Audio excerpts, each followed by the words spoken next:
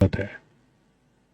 اللہ تعالیٰ اپنے پیارے حبیب صلی اللہ علیہ وسلم کو فرماتے ہیں وَمِنَ اللَّيْلِ فَتَہَجَّدْ بِهِ نَافِلَةً لَكَ، اے میرے محبوب رات کو تہجد ادا کیجئے، عَسَىٰ أَن يَبْعَثَكَ رَبُّكَ مَقَامًا مَحْمُودًا، ہو سکتا ہے اللہ آپ کو مقام محمود عطا فرمائے۔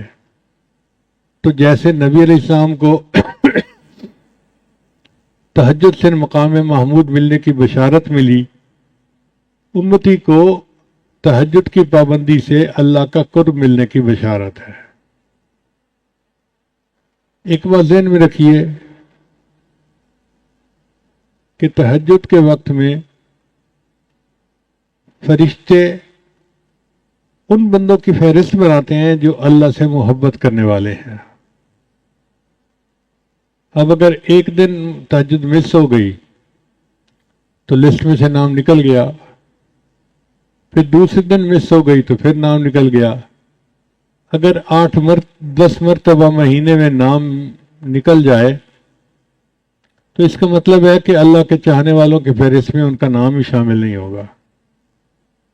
اس لیے عام لوگوں کے اوپر تہجد لازم نہیں ہے، لیکن جو سالک ہوں اور اللہ سے محبت چاہنے کے طالب ہوں ان کے لیے تہجد بہت ضروری ہے۔ اور تہجد پڑھنا کوئی مشکل کام بھی نہیں۔ کون کہتا ہے کہ آپ آدھی رات سے تہجد پڑھیں؟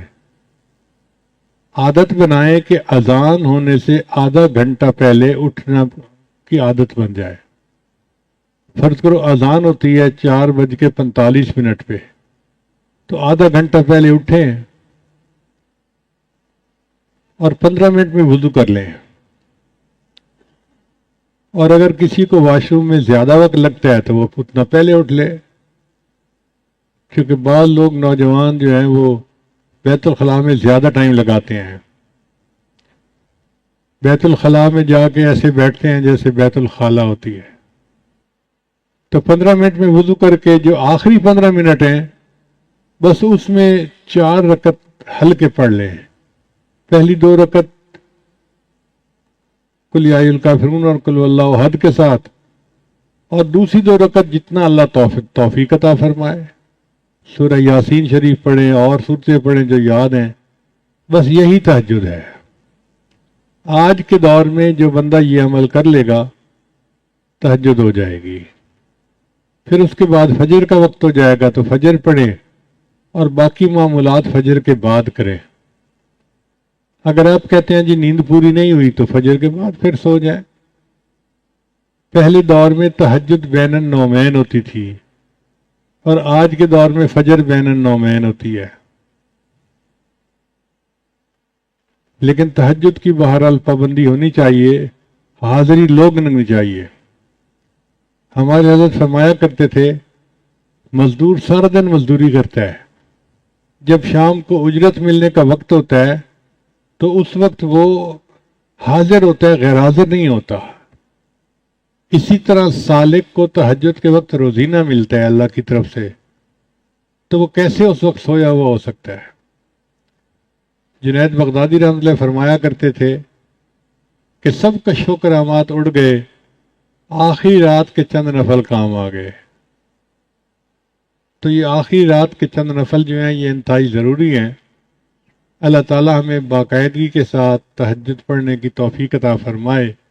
جو تہجد میں رکاوٹیں ہیں ان میں سب سے پہلی ہے بد نظری، اور دوسرا ہے ایسی چیزیں کھانا بازار کی کہ جن میں حلال حرام کی ملاوٹ ہو، تو اس سے پھر انسان تہجد سے محروم ہو جاتا ہے۔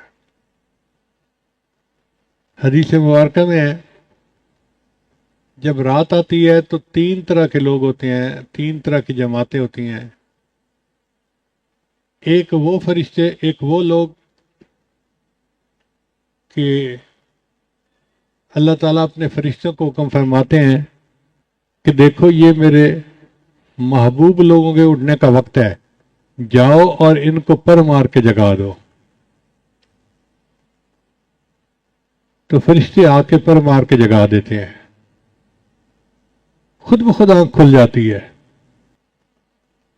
میاں محمد بخش رحمۃ اللہ فرماتے ہیں रात पवे ते बेदर्दानो मिठी नींदर आवे, रात पवे ते बेदर्दानो मिठी नींदर आवे, दर्दमंदानू याद सजन दी सुतियां आन जगावे।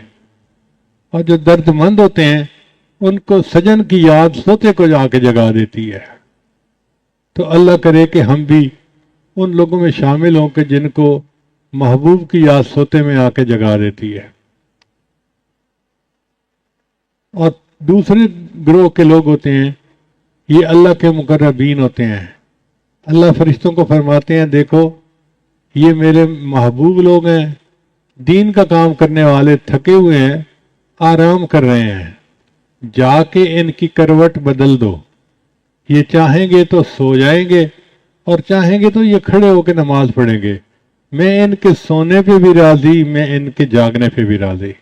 ये ऐसा ही है कि जैसे कोई कारीगर आए और उसका हथियार जो है वो ठीक करने की जरूरत पड़ जाए तो वो अपने मजदूरी के वक्त में अपने हथियार को ठीक करता है और उसकी मजदूरी काटी नहीं जाती कि इतना वक्त आपने काम नहीं किया। भाई वो चीज़ इसमें शामिल होती है।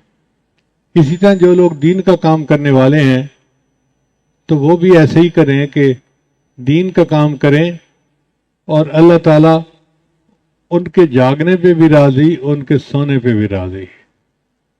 फिर तीसरा ग्रोह होता है, अल्लाह ताला अपने फरिश्तों को हुक्म फरमाते हैं कि जाओ, ये वो मेरे बंदे हैं जिनको मैं पसंद ही नहीं करता, तुम जाके पहरा दो कहीं ये ना उठ जाए, मैं इनकी शक्ल ही देखना पसंद नहीं करता। तो इसलिए अगर तहज्जुद कज़ा होती है तो आप दिल में ये सोचें कि अल्लाह ताला मेरी शक्ल देखना ही पसंद नहीं करते,